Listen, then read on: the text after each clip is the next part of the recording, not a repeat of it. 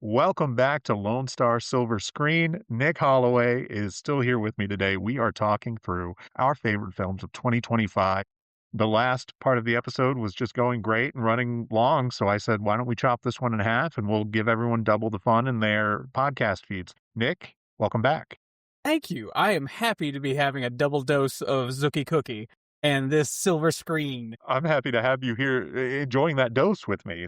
You and I, we just finished talking through our best ofs as far as like director, actor, etc. And now we're going to do our top 5 of the year. Okay. And then we will go into wild cards, so just random things that we wanted to call out, random movies, random moments in movies. And then we'll do some honorable mentions for maybe some films from 2025 that we couldn't find a way to honor elsewhere. Some other way. Why? Words are hard. Words are so hard. What are we doing? You know, I always listen to podcasts where people are like, yeah, we've had like a 2 podcast day. My brain is mush. And I never understood. You're like, how hard can that be? Yeah. How hard can it be for me to just talk about something I love for an hour and a half straight? Yeah. Okay. Let's jump straight into it. Top 5 films. Let's go 5-1. Why don't you go first? What is your number 5? My number 5 for almost a single line in the movie is Weapons. Really? Yes, it's so great. I love it. Josh Brolin screaming, unbelievably good. Weapons is my number 5, and I am so happy to have it. It's an amazing movie. You know, I talked about the Amy Madigan of it all earlier in the last part of the episode. She was my best supporting actress, and I love writer-director Zach Kreger. I loved Barbarian. Was great. I love Whitest Kids You Know and his dedication to his past friend and his late friend, I should probably say, Trevor Moore. And it made me the reason that it's among my top 5 is because it made me so excited to show other people not only the movie but other things about the movie, because I then got to show my wife and my friends the hot dog sketch on Whitest Kids You Know. Well, so I want to talk about that for just a second, because we haven't gotten to talk about Weapons a ton aside from the Amy Madigan piece of it. But one of the things that I think people who have not watched this movie are not prepared for is how hilarious it is. It's so funny. Easily one of the funniest films of the year, on top of being like a good, effective horror film. Yeah, I was talking just the other day with somebody and he said, well, I really only like horror movies. And a third person in the conversation said, well, you should really see Weapons. It's great. And I said, it's honestly one of the funniest horror movies I've ever watched. It's so good. And what a great supporting role from Austin. I can't remember his last name. Austin Abrams, who just gets thrown around by Josh Brolin. It's so good. He plays such a good role as a down on his luck addict, homeless man who is just trying his best to sell everything, accidentally finding 17 children. Like, great. Like, which, imagine just like trying to describe that to somebody who hasn't seen the movie. If anybody has not seen the movie, what I said makes no sense and I sound just as crazy, but it's such a funny, great movie. Well, and I'm so excited because he and Austin Abrams, Kreger and Austin Abrams, are reteaming for his new Resident Evil film, which is currently filming and will come out in the near future. I mean, maybe later this year or sometime in 2027. I'm not 100% sure, but I'm psyched to see what they're doing. Yeah, hell yeah. Okay. All right, so that's my number 5. What's yours? My number 5 is going to be Steven Soderbergh's Black Bag from earlier this year, which I think is just an incredible movie. Just like a nice adult thriller with Michael Fassbender and Cate Blanchett playing a couple. They are both spies working for the British government, and it becomes this kind of cat and mouse game where, you know, Michael Fassbender thinks maybe Cate Blanchett has betrayed the government, and Pierce Brosnan pops up in it. I think he's fantastic in a small role. Oh, God. His lunch scene alone made me so concerned. I was like, is that real? Is that a real thing? Right. It's just this perfectly acted film with a really fun script, and it's only like 90 minutes. You watch it, you're in, you're out, but it still feels like a full meal. It's the exact kind of movie that I love to see, and I'm so glad it got made. I hope Soderbergh does more like it. continues doing what he does. But if you haven't seen it, Black Bag, you have to check it out. It's a great It spy is. thriller. It's a It great is a romance. Yeah. Just brilliant. It's wonderful. And I mean this without any sort of negative connotation. It's the exact movie that I want to watch on a weekend at night, just on the couch. Like, that's exactly what I want. I cannot overstate how much this movie is 90 minutes long. I mean, it really is like 90, 95 minutes in and out. And it's great. It and moves. It gives a punch really hard of just a great film. Like, it's wonderful. Yeah. Yeah. Okay. All right. What's your number 4? My number 4 is Train Dreams, Netflix, and couldn't have been more surprised by a production because I just loved every minute of it, and it just made me so happy and a little sad. And it's just a man tormenting himself for things that were kind of out of his control, but still trying to find purpose. And aren't we all? It's just so wonderful. It's a deeply felt film that I think everyone can relate to. It's not in my top 5, but I love that movie so much. I think it's so special. The best part of it for me, which is very specific, and I don't know that anybody will have had this experience, but I watched it as the sun was setting, and so throughout the movie, it got darker as the movie was getting darker, and then suddenly light at the very end, and I loved it. That's a great experience. Oh my God, I love that. It was wonderful. That Number 4 is a film we actually haven't talked about yet. It's a movie that I really loved. I don't think you liked it quite as much, but you didn't hate it as much as Marty Supreme. My number 4 is Sentimental Value. Yeah, okay, yeah. You're right. I didn't love it as much as you did, but I definitely didn't hate it as much as Marty Supreme. I enjoyed it for Stellan Skarsgård and Elle Fanning alone, as well as the lead actress whose name I can't remember. But yeah, what a performance. Yeah. Well, and I think Stellan Skarsgård is amazing in this. And you and I were talking earlier about kind of the casting submission fraud for like Chase Infinity being ran as lead and all that. I think Stellan Skarsgård is the lead of that movie kind of quietly, and I think he has a really good chance of winning supporting actor at the Oscars. He won at the Golden Globes, but I mean, he is amazing. And talk about someone like Delroy Lindo with just like this perfect body of work that you can look back on to like, he talked very, very openly about how he had a stroke and he was having trouble remembering lines. So he has to have someone like recite his lines to him through an earpiece when he's on set, and to be going through all of that and still deliver something like this is incredible. Which is also just a much better excuse of not remembering your lines than Marlon Brando just needing somebody because he wanted to be more authentic. It's like, this man went through a medical emergency and still was like, I'm going to put out one of the best movies of the year.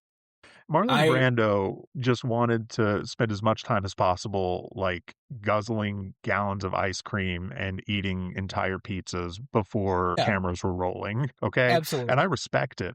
He just didn't want to spend time learning his lines. Absolutely. But he Marty Supremed us. He fooled us all. All right. Yep.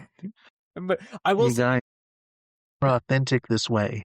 I will say, I love the fact that your 4th spot is Sentimental Value, if not for anything else other than Stellan Skarsgård having the best interviews about being the character in this movie as in real life. He 100% has done a great job of promoting it as kind of a hilarious dad who's also in an acting family. Well, I loved his actors on actors that he did with his son, the great Alexander Skarsgård.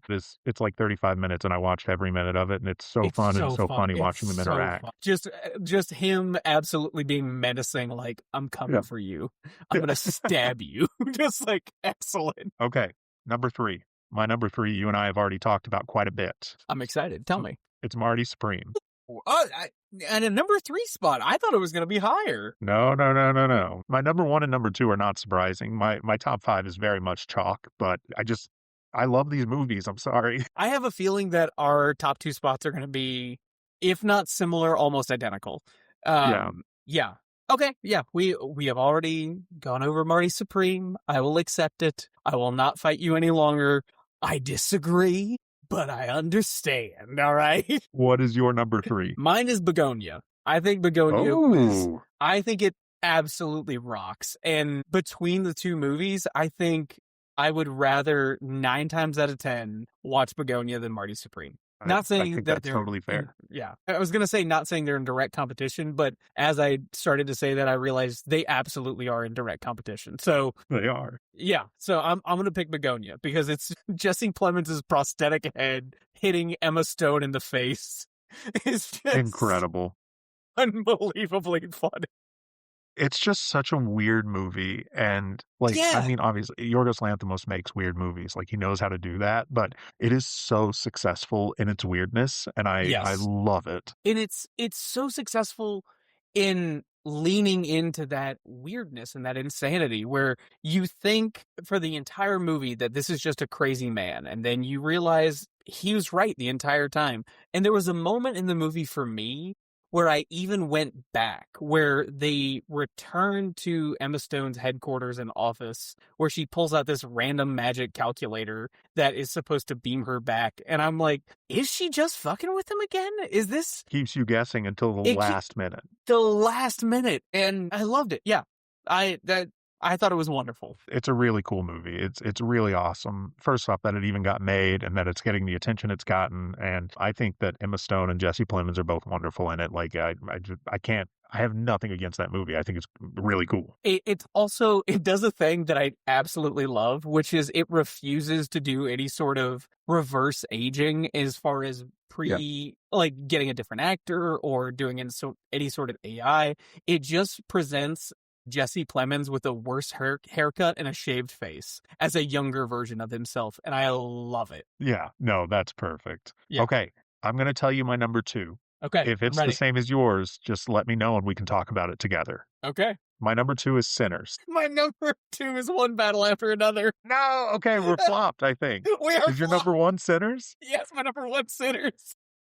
Oh, we were so close. We were right there. Oh, I love that Man. we're right there, though. That's okay. We can talk through them both at once. Let's do Sinners first. Why don't you go first since that was your number 1? So Sinners and One Battle After Another. Sinners was one of 2 movies, those top 2, that I saw twice. I had to go back and see it, and I think that's such a remarkable commendation, because you go to a movie, you see it, and it's great, but I was so excited and ready to see it twice and even a third time if I needed to. It's so much fun, and it does this weird genre bending where it's kind of funny, kind of horror, period piece, which I notoriously hate, but it's also got some great performances by Jack O'Connell and Delroy Lindo and Michael B. Jordan. And also, I loved the Louisiana Bayou accent that Michael B. Jordan's lover, wife, mother had. Yeah. No, I think it's amazing. It's such a great film from top to Yeah. bottom. It's blending genres. It's doing all these crazy things. I'm going to spoil one of my wild cards now. I'm just going to go ahead and do it because it's Okay. For Sinners. Best movie theater moment for me in 2025 was the first time seeing that dance sequence in the middle of it, set to I Lied to You, where it's doing the time travel thing where you're just seeing all the spirits of the past and future. I mean, just amazing. Something like it's a big swing. Yeah. It's something that could easily ruin the movie. Yeah, and but it totally works. It works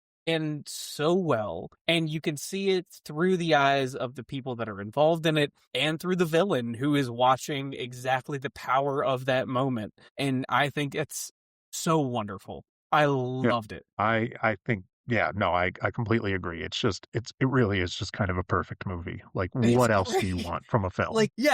Couldn't believe it. I was so excited for it. And we don't have to discuss it, but also Haley absolutely just rocking every minute of that movie. I mean, just one of the great people. One of my favorite people to look at on screen. Oh my gosh, Josh Allen is a lucky man.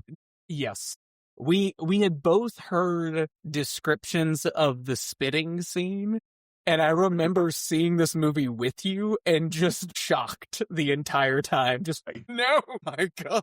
Just I think about it and I still just jaw drop. It's so great. Well, going back to the Delroy Lindo of it all that we talked about earlier, that's one of my favorite moments of his in the movie whenever Preacher Boy goes to open the door, because Delroy Lindo's like, oh yeah, Stack's in there, and he opens it and he sees them getting down and he shuts it, and Delroy Lindo goes, oh, he's busy, huh? So good. All Well, right, in let's addition to talk about it. Sinners, you and I both also have One Battle After Another in our top two. It's my number one, your number two. It Uh, is, yeah. it really is just, it's totemic. Like, It's great. what else can you say? It's incredible. Like, this is a big swing from one of our great living auteurs. It's the biggest canvas he's ever had to paint on, and he actually made it count, and he pulled it off. And the movie is incredible. It is filled with incredible performances. I think Sean Penn is amazing as the villain, Colonel Lockjaw. My Benicio del God, Toro yes. is amazing as Sensei. Leonardo DiCaprio is still doing his like loser stoner thing he's been doing for a few years now, but Yeah, I mean, really well and very funny. And then Teyana yeah. Taylor and Chase Infinity are amazing as in their roles as his lover for Teyana Taylor and his daughter for Chase Infinity, who just lights up the screen. And we mentioned it earlier, but just can go toe to toe with some of our greatest screen actors and absolutely Hold their own. own the Yeah. interaction. Like, it's amazing. I would also like to briefly bring up a recent topic of conversation on your podcast, Regina Hall, Okay. who Yes. absolutely is just wonderful and is kind of a plot line that is incredibly tragic because she's supporting the cause the entire time. She dies, or she doesn't die for it, but her life does, essentially. She goes to jail for it, is taken by the government, and does so just to protect Chase Infinity's character. And I loved that part of it so much. And I hadn't seen her in something in so long. And so when she was there, I was just so excited. She's amazing, and that is such a selfless performance, because I believe Paul Thomas Anderson has said she is the first person he got engaged with this. Like, he showed her the script, he wanted to work with her, and he brought her on. Right, because they're neighbors, aren't they? I believe that's right, yeah. I'm fairly certain they're neighbors, and he just like came up to her and was like, "I have something for you," and she was like, "Great." And that role is she's in the entire movie, you know, she's just kinda in the Mhm. background. She doesn't have, like, a big speech or anything, so that's why she's not in the awards conversation because she doesn't have, you know, a quote unquote, like, Oscars moment. But that's why it's so incredible that it is this, like, quiet, reserved performance. She just has so much integrity on screen, and a lot of that movie, I mean, it's not like it's built to hang on her shoulders, but she absolutely carries her share of the weight. And I think it's just a testament to how incredible and incredibly versatile she is. I think without her character and without her performance, the movie doesn't work. I think I mean, she's such a critical part of that movie, and she does a wonderful job every minute she's on screen. So yeah, I 100% love that and agree with it. I will defend my ranking of it as number 2 for basic metrics. And this is Okay. the only reason that I had such a struggle with this, because Sinners is an original screenplay. It was made on a lower budget and made more money. It also was not adapted as something that's indecipherable. Like, One Battle After Another is great, but it also kind of had a template. And so that's not to say that it is bad in any way, but I think that is why it is my number 2 instead of my number 1. I love it, and I think that's totally fair, and I don't think anyone's gonna hold that against you. In fact, I'm kinda glad it was your number 2 because maybe with Sinners as your number 1, people won't accuse me of being racist. The Sinners You know, stands are on Threads, and they are angry, my brother, let me tell you, okay? I I'm watching I them every day. just They're in the mentions. Not I mine, but know. other people's. I saw you. I sent you a thing the other day of, instead of asking why Sinners has 16 nominations, we should be asking why Marty Supreme has 9. It's also, I saw another thing that somebody had tweeted, which was that the year that the Academy has to watch all of the movies, Sinners undoubtedly just swept the nomination. It's like, yeah, of course, because it's a great fucking movie. Yeah. Absolutely. Are we ready to move to wild cards? I'm so excited. I have some for you that I think you're going to be shocked about. Oh, I cannot wait. Okay, well, why don't you do yours first, and then I'll do mine. We'll just do Okay. them all at once. Go Boom, for it. boom, boom. All right. I have 3 wild cards. Okay. I also have 4 honorable mentions. My 3 wild cards, in order, or not, I take that back, not in any particular order. 28 Years Later, Okay. and one of my favorites, Warfare. Okay. Yeah. Well, let's talk about these. So let's start with Companion, because I saw that movie and I liked it quite a bit. I don't have it represented anywhere here, aside from I think I just scribbled it down as one we might want to mention. But what do you Sure. think about that movie? I love it. I think it presents a very realistic version of near future in that Yeah. it's kind of mundane, but also not super unrealistic. It's just kind of fun and was way funnier, similar to Weapons, than I was expecting. Like, kind of a strange movie about a sex robot, but it's just absolutely so worth the watch. And Jack Quaid is just rocking this renaissance right now. Novocaine didn't make it in for me on my wild cards or honorable mentions, but he made 2 really good, like, popcorn movies this year. Yeah. Like, it, I absolutely love Sophie Thatcher. That's like my scream queen right now. She's amazing. Unbelievable. I mean, she's so good. And also just so much fun to watch on a movie. Like, just great. Yeah.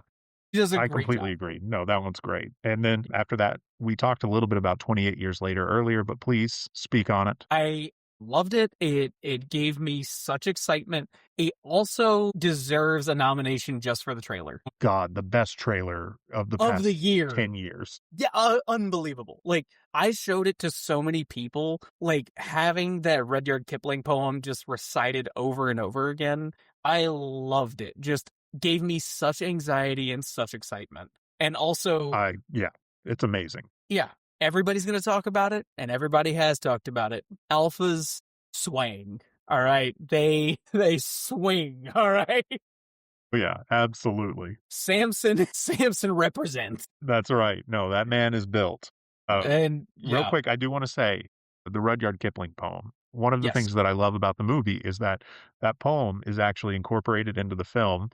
And one of the really cool stylistic things they do in the movie is they're like bringing in all these clips from older films of like English people at war. So you get like shots of archers and stuff. And then they're doing the Rudyard Kipling Boots poem on top of that. And I love that it wasn't just for the trailer. Like, it's actually in the text of the film, and it's really cool and it works really well. It does. And I love it. And I love most, if not everything, Danny Boyle. So the fact that he came back and did this and also spurred a sequel, loved it.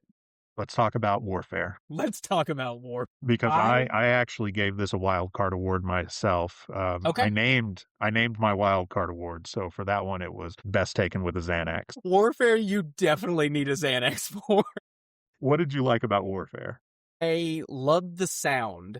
I thought it did an incredible job of making you feel like you're in a war zone. And also, again, this sort of hyper-specific story that's also very real. This was based on exact retellings of it from the soldiers that were involved. It touches on something that you brought up when you saw it, which was, can any war film be anti-war? And I love that. It is also just unexplainly terrifying. Like, I know it's easy to say that war is hell and it's wonderful, but that notion of it is wonderful, and that, like, it's easy to describe, it's easy to conceptualize. But watching that movie did not shock me more than anything else of how afraid I was at every moment. Like, from the start of the movie, I was terrified, and it just didn't stop. I feel the same way. I think Alex Garland really unlocked something when he did Civil War, as far as how to use sound and really just build tension out of sound in a way that I can't think of another director who does it as well as he does. He's incredible at using it to build the tension in these set pieces. And Warfare is like an extended set piece. I mean, it's basically taking place in real time, and it's just about these guys trying to get out of a really terrible situation in the Middle East. Yeah. I mean, that opening scene of just showing these soldiers in this brotherhood in a really sort of musical sense, like, just shows you how connected they are, and that lasts throughout the entire movie. Yeah. No, I completely agree. Okay. Why don't we jump straight into your honorable mentions, and we'll see if there's any more overlap with my little mini wildcard awards. Interesting. All right. So we're not going to do your wild cards? No. We'll come back to mine. We'll do all of yours first. All right. Honorable mentions, I have 4. Again, in no particular order. I would say The Life of Chuck. Okay. The Phoenician Scheme. Okay. The Naked Gun, and Roofman. Okay. I love these. So Life of Chuck is actually one that I missed. So speak on that first. It is not represented here. I loved Life of Chuck, mostly because when If It Bleeds came out, I read that story and I thought, what a great idea. It's wonderful, when you read it, it's so much fun to turn the next page and see what's happening and realize how the story is unfolding and where you are as the reader. I don't think it translates as well on screen. I think reading it is such a bigger reveal and it's so much more fun, but the movie itself is a really good adaptation of it. And when I read the story, I immediately thought, this needs to be an HBO series. This needs to be a movie. And then it just happened that the day that I finished it was the day that it was announced that it was being turned into production. So I loved it. It just made me so happy. Also, I'm excited to catch up with it. That was a really cool pick. It was wonderful, if for nothing else, to watch Tom Hiddleston dance as well as he does. It's so we love good to watch a British man dance. It's unbelievably good. Just like Ralph Fiennes in 28 Years Later, the Bone Temple. The Bone Temple scene, dancing to Iron Man. We'll have to find a way to tie that to Texas so we can talk about it too on the show sometime. Absolutely. Well, so your next film, The Phoenician Scheme, actually did get a wild card from me. Okay. It was best movie. I thought was fine when I saw it in a theater, but then couldn't stop rewatching it.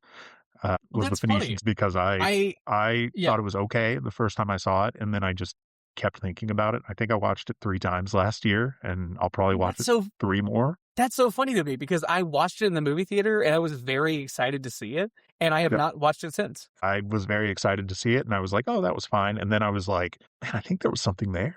I need to go back to it. This is kind of like you when you watch David Fincher's The Killer. You watched it and then you kept watching it over and over again. That's my most watched movie on Letterboxd. I think I'm up to 7 now. As you know, last week was a very stressful week for me in my personal life. We don't have to get into all the details, but that movie is now my comfort movie. So like when I was sitting in the hospital trying to deal with everything, I was like, should I just put on The Killer? Absolutely, you should. For listeners that are unaware, Austin was going through a recircumcision at the moment. It grew back, you know. Okay. Anything else that you want to say about The Phoenician Scheme? I think it was more of a reason that Benicio del Toro should be nominated, and again, put 2 movies out from 2 different directors who both share the same last name. So yeah, like wonderful. Can I talk to you about something very personal about that film for me? Yes, please. Tom Hanks is so hot in it. That's funny. We're not talking about it enough, but he's so hot. He's brought back his Sully look. Yeah. But in this time, way more natural. Like, he's got the very silver trim. fox. He's like, very fit. Yeah. Sporting the mustache. Yeah. You know what? I will 100% support this. Yeah. I would argue this is the hottest Tom Hanks has ever looked on screen. He's never been a sex symbol. No. He's kind of doing this thing where he gets a little older, he gets a little more silver, he leans into it. I think you might be right on that one. I think I might be. Yeah. Okay. All right. I like it. I like your take. Okay. Your next film also got a wild card from me. The Naked Gun. The Naked Gun. Yes. That was my best movie that should have sucked but didn't. There is absolutely no universe where I should have enjoyed that film. Like, no one should have enjoyed it. That movie should have been dead on arrival, and instead it is a delight. It's so great. It was so funny because again, it was one of these movies that had such pressure on it because not only are you rebooting a franchise, but also Seth MacFarlane is coming into this who has a history of very sort of divisive opinions on the things that he creates. And he did it, and it was great. And it was just meant to be silly, and it was wonderful. And everybody that I had read talking about it was saying that it all sits on the shoulders of if comedy can be profitable again, or if comedies can be made in this grand fashion again. And I thought it was great. I agree. I thought it was funny and dumb in the right ways. And like something, we used to get like 10 of those a year, and now we get like one every maybe years. 2 a year. It's just so good. It's so funny, so good. If you haven't seen it, I cannot recommend it highly enough. Everyone should go watch The Naked Gun now. Yeah. Unbelievable. Okay. And what was your final pick? My final pick was Roofman. Because it just took me off guard, and it really kind of surprised me as to not only how funny it was, but really how heartwarming it was. It was a really, really sweet movie. It And is. similar to how Josh Safdie used real people and not actors, the movie uses real people that were involved in the arrest of this man and uses them as actors in the story. And so it was genuinely really funny. And also, they got to rebuild a Toys R Us to scale and for production.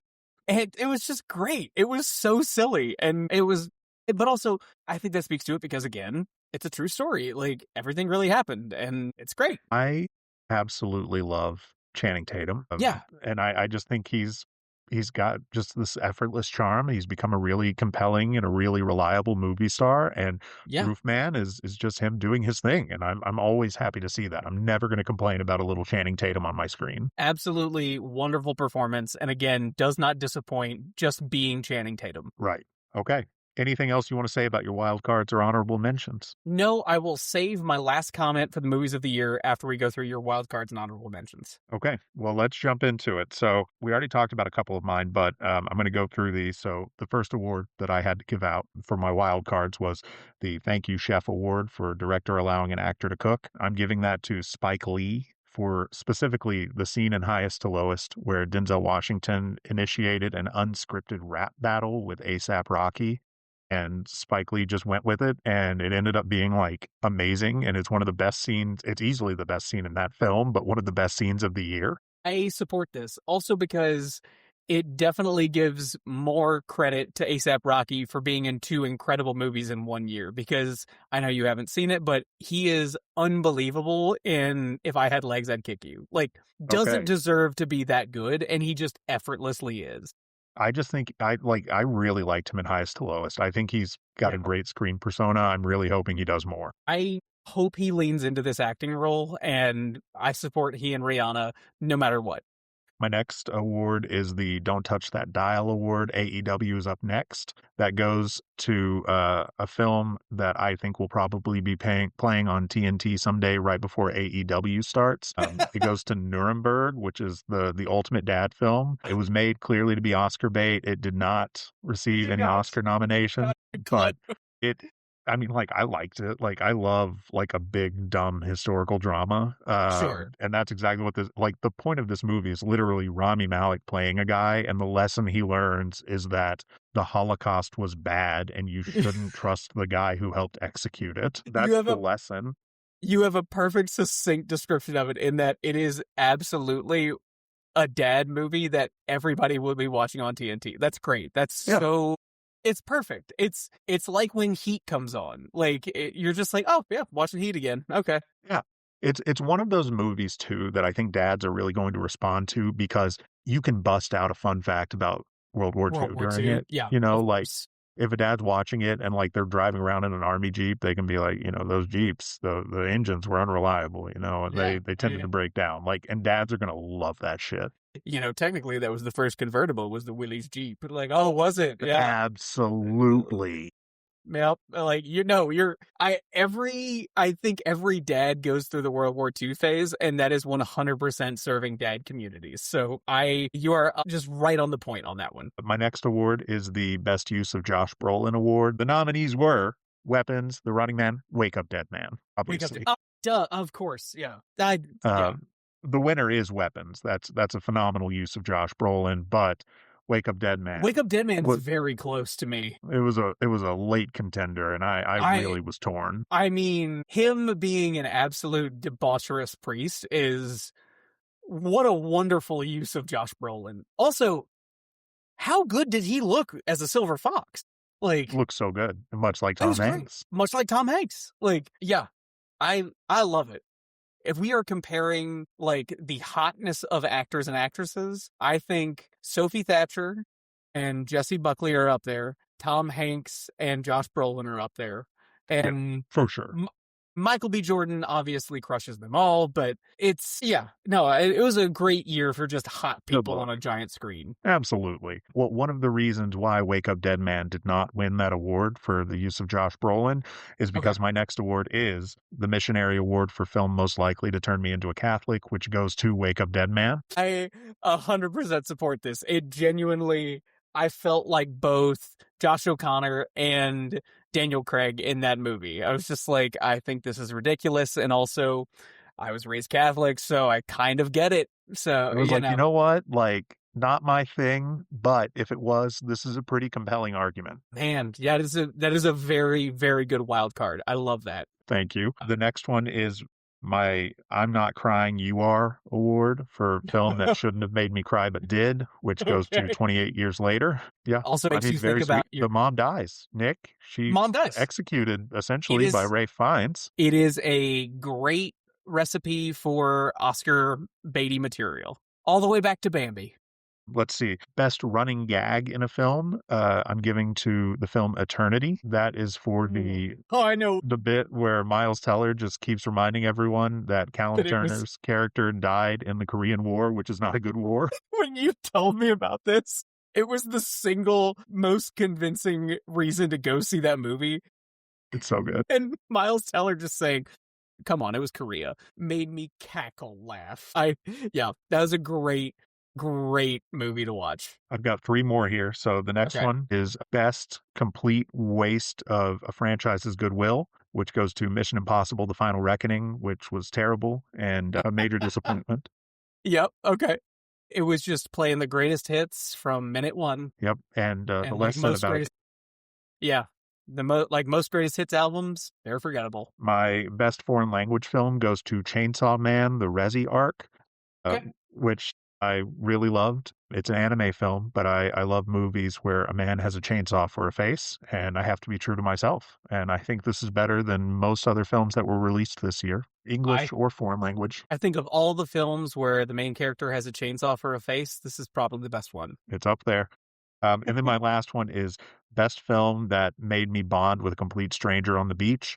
Goes to a documentary called Shuffle that was qualified for the Oscars here in Dallas. But it's a documentary about a guy. He struggled with alcoholism and he is sober now, but he was specifically talking to people who are kind of caught up in this system of rehab centers where basically these rehab centers are not set up to cure people. They're set up to profit off of them and their misery. And he's kind of investigating this and following these people and their journeys over several years. And it's very upsetting and very challenging, but also like a very sweet and moving story. Like I think it's incredibly well made. And I talked to a random lady at a bar on the beach in Florida while I was there, and I had just watched this movie and we ended up like bonding and talking about like the struggles she went through caring for a dear friend of hers who got caught up in this system. And it was one of the most genuine and moving experiences of my life over this past year. And it is all because of this documentary. This is why we watch movies. That's right. This is why. I love that. And also, I have not heard of this, and now I'm absolutely fascinated. I got to go watch it. Well, we will help you figure that out. I don't know if it's streaming yet anywhere, but I'm sure it will be soon if it's not. So we'll keep that on your radar. I think it's really good. All right. I can't wait. A couple of honorable mentions. I'm just going to rapid fire these out. These are just movies that we haven't necessarily talked about that I enjoyed this year. Okay. One of them, Nouvelle Vague, we talked about earlier, Richard Linklater, kind of doing a French New Wave thing. I thought that was really fun from a formal perspective. Dangerous Animals. Did you see this? This is the Jai Courtney serial killer shark movie. No, I didn't, but I saw previews for it and I couldn't ever figure out what that movie was. Nick, I'm going to be really honest with you. This is a movie that should be unwatchable garbage. Kind of fun. It kind of works. Jai Courtney rocks. I was surprised because I saw its previews and I saw its trailers and I was like, that's gonna be bad. And I saw a lot of positive reviews for it and I was like, I'm telling you, it works. And it's something I've never seen in a movie before, where it is about a serial killer and his weapon of choice is sharks. And he has like an old school film camera and he films people being eaten by sharks. It's really cool. It works. It's effective. And Jai Courtney's funny and weird and scary. I love it. That is a good honorable mention. I support it. I love it. Let's do it. Eddington was another honorable mention, which we know you have Yep. not seen, but Yep. I think that movie is really good, and I think it's gonna age really well. I think it got kind of short shrift this year. People did not give it the respect I think it deserved, but I really enjoyed it, and I'm excited for you to catch up with it. I am also very excited, but I also felt the lack of support for it for Ari Aster just because I think people were sort of stiff and sort of stuffy about it, where they didn't think it was the right time to put a commentary on the COVID pandemic just after it had ended. I 100% disagree with them, and I can't wait to watch it. Yeah, it's really good. My next one is, another movie that should not have worked, and the trailers I thought looked terrible, but I actually loved the movie. That was Drop, the movie about the woman getting threatening Oh, airdrops over a dinner date. yes. Yeah, I Um, remember you had mentioned that you actually really enjoyed that movie. yeah, that movie should suck. That movie should not work at all, and it is actually really effective and really engaging, and there are really good actors in it. Okay. And All right. I would love to get, like, 5 of those a year. Okay. All right. I like it. My next one, F1, which I don't know if we've talked about this yet. Best Picture we have nominated motion picture F1. we have not talked about this. That is what is a shocking turn of events. What did Tim Cook do to the Academy to get a Best Picture nomination? I mean, like, I like that movie, like, as much as I Yeah. think anyone could like that movie, which is I think it's big and dumb and fun and, like, Yeah. basically holds together, I mean, but I will support I anything did not. Kerry Condon is unbelievable. Love of my life. Yes. Yeah. I hope my fiancé doesn't listen to this one because 'cause I'll get in trouble for that, but I mean it, and I'm not cutting it out. I It's love okay. Kerry Condon. My wife already knows I have an unhealthy obsession with Kerry Condon. That movie But rocks, and it's fun, and I love when a movie that should not be a Best Picture nominee just kinda squeaks is in. there? Yeah. Like, I as long as it doesn't win, that's fine. Like, Green Book should not have been a Best Picture nominee, and it should not have won Best Picture, but it did right. win. But, like, Yeah. if it hadn't won, everyone would be like, Okay. Sure. "It's kinda Yeah. weird that Green Book got nominated for Best Picture, but whatever." But because it won. Because it won, well, I mean, I would say rightfully so, deserved that criticism of like Yeah, no, probably I mean, shouldn't have like, had it, it's right? But not a great motion picture, not one I'm ever gonna go to bat for, but, like, I right, love that idea of a movie that just, like, for some reason, like, some weird contingent of the Academy was, like, really it's just responding kind of to it. there. Like That it's one. you know it's one member who had a deep personal connection to it for some reason, and they were like, we're including it in Best Picture. They saw him fold the pizza in half in It's Green Book, and they exactly were like, "Ah, that's our guy! that's it. Ah!" I I agree with you, and I want to call back to a point that you made, which is that it is a solid 7 of a movie. Like in every way, it's just kind of good. It Totally works. It's a yes. movie star. Kerry Condon's hot. The cars go fast. Yeah. They go vroom vroom, and Javier Bardem is kind of being incredibly weird the entire movie, but Yeah, okay. Like, I just totally like it. I'm yeah, like, "Yeah, I'll" if anyone, like, walked in here right now and put a gun to my head, and they were like, "You need to watch F1," I would be like, "You can put the gun away." I would just do that for fun. just, we can just do this. Do you I'm want happy popcorn? to watch that Like, movie. I love it. yeah, yeah, it was great. It was great to watch. Yeah, It was a, it was a good and time. it was a movie to watch in the movies. Like, it was great on a giant And screen. I will say this, every year AMC does this Best Picture nominee marathon, basically. Last year they did it. The only film they didn't include was the one that was from Netflix that was nominated for Best Picture. I can't remember what it was right now, but this year they'll do it again. So the one thing I am excited about, because I do intend to do it, I'm going to try and convince someone to let me write about it for them. But I'm really excited because that means I'll get to see F1 in a theater again. And I think that's going to And rock. I think that is where we should watch it. I think that is I agree. absolutely correct. Okay. After F1, my next one I mentioned very briefly earlier in passing, but Superman I thought was Yeah. just really good. It's like Yeah. Like a exactly what I want from a delightful, superhero movie. yeah, a delightful surprise and hit all of the things that I wanted it to hit. Yep. Like Yeah. Mr. totally, Fantastic is totally just solid so funny. opening for the James Gunn era of the DC movies. Like I was like, yeah, this is fun and bright and silly, and it feels like a comic book. Yeah, I 100%. It leaned into all of the cartoonish aspects of Superman without being unacceptable or intolerable. Like, it was great. My next one, Predator Badlands, a Oh, movie that just yeah. kind of rocks, kind of like F1, except I think a little better than F1, where it's like, yeah, Yeah, I this would is agree just with that. great. Yeah. It's just And rough. also clearly sets up a sequel that I'm hoping is going to be made, or if it's not already in production. Great. Yeah. After that, we have Caught Stealing, the Darren Aronofsky crime film with Austin Butler that Oh, everyone else seemed yes. to hate, but I kind of enjoyed. And I was like, I, I don't know, I like an yeah. old New York style movie. Yeah. I won't lie to you. I didn't see that one either. And it's not on my list to watch. But That's okay. Like, no one else yeah. liked it, but I thought it was pretty good and pretty, like, it Yeah. just works. Like, I like Austin Butler. I love Zoe Kravitz. Yeah. It Um, has enough for me to say, I'm okay. I don't need it. yeah, Like, I'm just like, fair. yeah. But yeah. After that, we've got Megadoc, the documentary that was made about the making of Megalopolis. Very cool documentary, very fun to see somebody just with access behind the scenes. And then, like, also as part of that movie, you get to see him trying to negotiate, like, his access. So it's like, okay, like, how can I get time with Adam Driver? There's a very funny bit in that where Natalie Emmanuel, her agent, like, gives him a note that she doesn't want to be filmed while she's eating. So it's like, it's just like these random things you wouldn't think about that he has to deal with because he's filming very famous people. Right. Right. No, that's a good honorable mention. I like that. And then I've got two more. So my Okay. next one is actually, it's a mini series, but it's a movie. It's Mr. Scorsese, the documentary on Apple about Martin Oh, Scorsese. yeah. Yeah. Uh, that I think is really good. My biggest issue with it is I think that the first 4/5 of it are excellent. And then the Mhm. final episode, it basically like speed runs the last 15 years of his career, which I think is kind of the most interesting part of Martin Kind of Scorsese's career. Yeah, like And the part where they're just people kind of like, really yeah, I lean don't into know, it. hand wave some of it away. Yeah. I was gonna say, if you're brushing over The Departed and how much of an unexpected success that was, you're missing a point.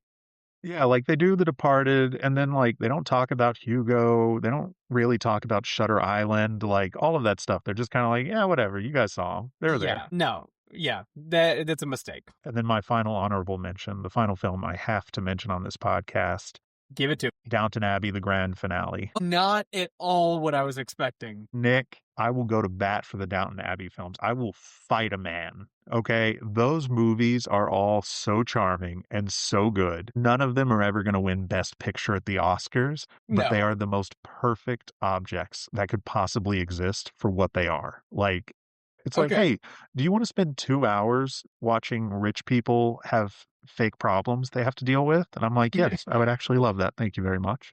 Absolutely. And Yeah. uh, like, I wish I could get 10 more of them. They're so delightful and so light and breezy. And, I kind of hate that this is supposedly the last one. And I just want more. I love them Yeah. so much. Yeah.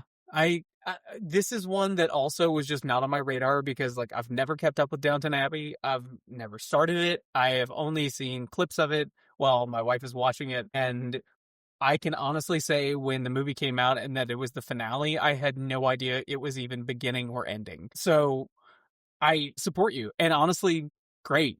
Like, Nick, can I ask you yeah, a question? sure. What do you do if someone richer than you is coming over for dinner? Do you have to put on a big show? I feel like you have to. Well, first you panic, okay? And I know that because I've seen the Downton Abbey films. I think that's the plot of the first one. You So, panic. Start one. All right. yeah, if you watch these movies, you'll get a very good understanding of these kinds of issues and how to deal with them. So just keep that in mind. Well, I'll keep that in mind next time you come over to my house for dinner. Okay, now you have been teeing up a Yes. big pronouncement about this year's nominees and Yes. films. So I'm handing the floor over to you. My theme for the Oscars this year, including Best Picture, with Okay. one notable exception, which is F1, because again, none of us know why it's there. This Oscars season, including the ones that we did in our list, including the ones that are currently nominated and nominated between us, is for the moms. Moms this year are pivotal in every movie that we have talked about. It is incredible as a main character, as a plot point, as a development in any sort of narrative.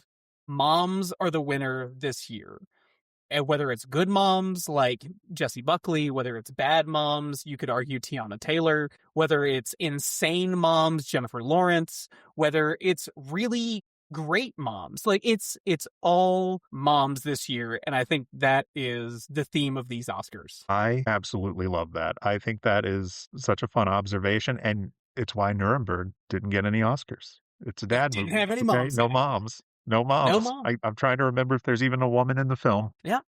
Look, you know what? You could even argue dead moms with Train Dreams. Like Yep. it's all about moms. Like, What do you think it is? Like, I mean, do you feel like is there something in the air? Are moms finally getting their due? I don't know. I don't know what independently everybody picked up on, but moms are a crucial part of every story this year. It is a part of every major Oscar nomination.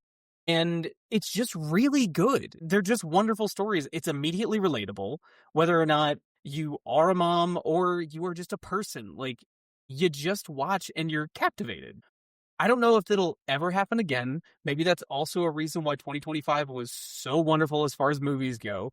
But Moms absolutely won the Oscars this year. I love it. And I think that is a great thing to end on today. As we wrap up, Nick, thank you again for doing this. I have had so much fun over the past like 2.5 hours with you. Hell Is there yes. anything that you need to plug, or do you want to tell the people how to find you on the internet? I am working on publishing my website, which is a new development. Is basically Nick Holloway is trying his best, and I think that will also be the URL, mostly in support of a book that I am trying to write, which is a collection of emails between students and I that are all just as terrible as you as imagined. So keep a lookout for that. That will eventually be called I Hope You're Doing Well, because I absolutely hate that introductory email sentence. Fantastic. Okay. And what about Instagram? Can the people find you on Instagram? Instagram, I am at Nick D. Holloway, Holloway, in case you're curious. And you can find me anywhere else. There is a Facebook picture of me that never dies that Austin has replenished as far as our last podcast. So feel free to go find Surfer Nick. Surfer Nick. He lives on in infamy. He's still He surfing the waves of my heart. He comes back every 6 months just to remind me that I was an absolutely silly teenager. That's right. Oh, God. Okay. Well, Nick, I think we've done it, buddy. Anything else that you want to say or anything you think we missed? Love you with all my heart. That's all I got. I love you too.